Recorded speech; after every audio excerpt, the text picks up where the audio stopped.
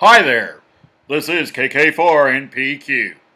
No, that's not really how we talk on ham radio. Just had to do the radio voice, part of it. But I want to kind of introduce ham radio and how it has changed to a new era. It's not the old fashioned stuff that used to be out there.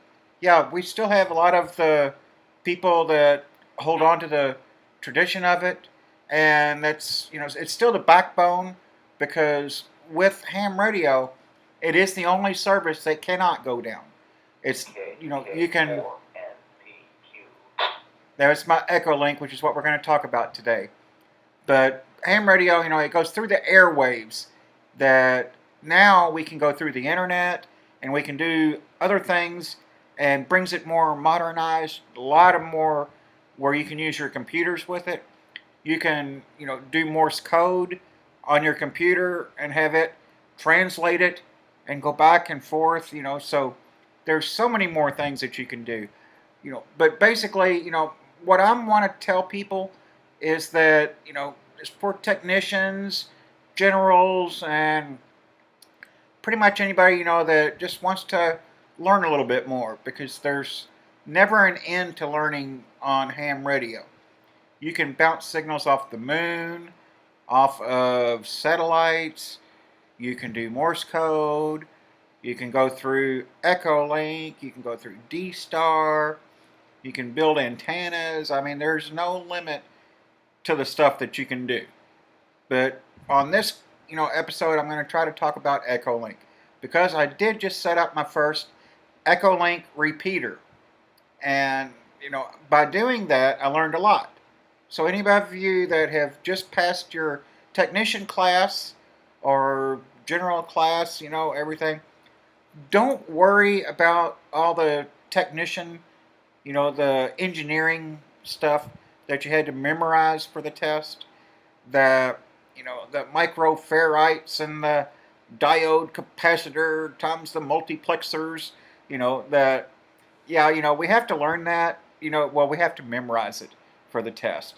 But let's be honest, there was actually a survey that probably about 80 to 90% of ham operators could not pass a ham test if they were giving it to them at random.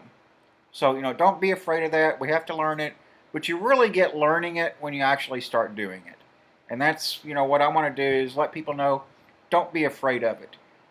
Get out there, especially our younger generations that love computers, everything. You can do so much with them now. What Echolink is, it is a computer-based from point A to point B. Actually, point B to point C. Now, what I mean by that is that you can be on your handheld radio and log into a Echolink channel repeater in your area, and then be able to connect from that person's internet service all the way across the world to Russia. And then that guy is on his, say he's a truck driver, and he's driving his truck, and he has his mobile unit in his truck, and he's connected on an Echolink repeater in that area. So you can talk to him through that. Now, what's interesting is that it does not require a general or an extra license, because you are only transmitting from your radio to the local repeater, generally on 2 meter. So you're not violating, any of the FCC laws. And Echolink is very, very particular. They do not take anybody that's not a ham. You have to give your call sign. You have to give, I think it's a $1 charge on your credit card so they can validate the name with the FCC ULS listing and the address. So, that don't think that you can just watch this and just go out there and get on Echolink and everybody start using it. No.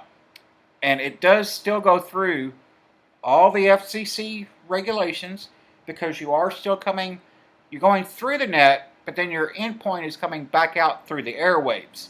So we still have to follow all the FCC laws. You still have to transmit your ID every 10 minutes. Don't forget all that, okay? Very important, that do that. But what is Echolink now a little bit more?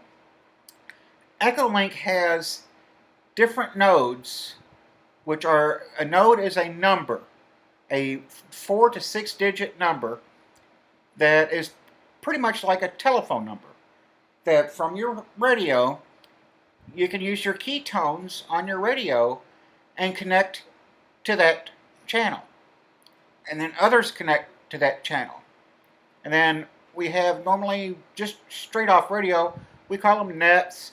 On Echolink, they call it conferences. But you can get a group of people together to talk about stuff. And so it's, you can really have fun because there is internet conferences through Echolink on all kinds of stuff. I'm going to try to start posting some onto my website, and I'm going to be doing several of them. I'm going to start up now. The first ones will be on Echolink, and I'll put the thing down there. I'm going to do one on cancer, that when I was born I had cancer, totally unheard of, blah blah blah, no chance of living, radiation, chemo, all the good stuff, never a remission. 45 years later, yep, that's me here sitting here talking to you. So I want to kind of like let people know, I'm going to do a cancer talk on Sundays, probably about 4 o'clock Eastern, on 886-551 is, I believe, my station node, but I'll put it on the notes below. But anyway, that there's that, and there's all kinds of different topics. There's Freemasons, there's Alaskan sled stuff. I mean, all over the world, there's all kinds of different conferences where you can join at a certain night, a certain time, and just sit back and talk to people.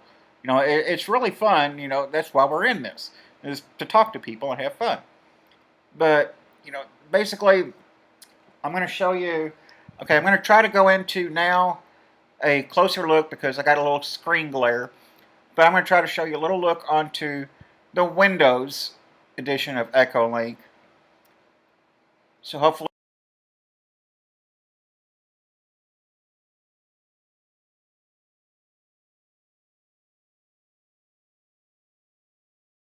you're seeing that now. And there's that. However, there is also a Echo Mac, and that is for the Macintosh. That I will try to pull that up now for you to see.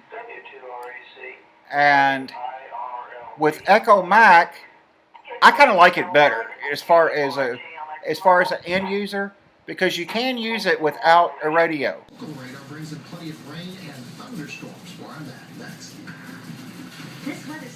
You can use either the Windows or the Macintosh Echolink just through your computer and not through, requiring a radio. It's much more fun on the radio because you can be out, running around. Like here, I can be down at the beach and talking to Russia. It'll go from the beach, I'll be on my HT. It'll go from the beach to my mobile unit, which is my repeater, into Echolink, and then it goes from Echolink through the net. Like earlier, I was talking to a guy from Arizona. Hit that station there, another Echolink node like mine, that then he was connected to. So he was able to be in his car and connect through his ham radio to that link through Echolink, which came to mine, which came to my radio, which came to my HT. So that's kind of, just a neat little thing, just to show you how much fun it is. But it is a lot of fun. That I highly recommend Echolink, especially, I'm going to look into D-Star, but I'm not really sure if D-Star is quite there yet, especially for the price. It is very costly. So, at this point, let me get into it a little bit more. I'm going to say I really don't have an opinion right now. But with Echolink, it's a free, anybody can use it. Even if you don't have a radio, as long as you have a technician license from the FCC, you can use Echolink. And, like I said, Echolink will verify that. Very much so. So, make sure you do that. And, hopefully this helps out some. Just check out my website. Just starting that up, everything to try to help people out. It's my call sign, KK4NPQ dot, my name, TIMOTHYAGEE.com. And there you'll be able to watch videos, and it's kind of like my blog. So kind of do that. And I hope this helps everybody. That until then, 73, and always leave a comment. Let me know what type of stuff you want me to cover next. All right, thanks a lot. This is KK4 MPQ 73, everyone.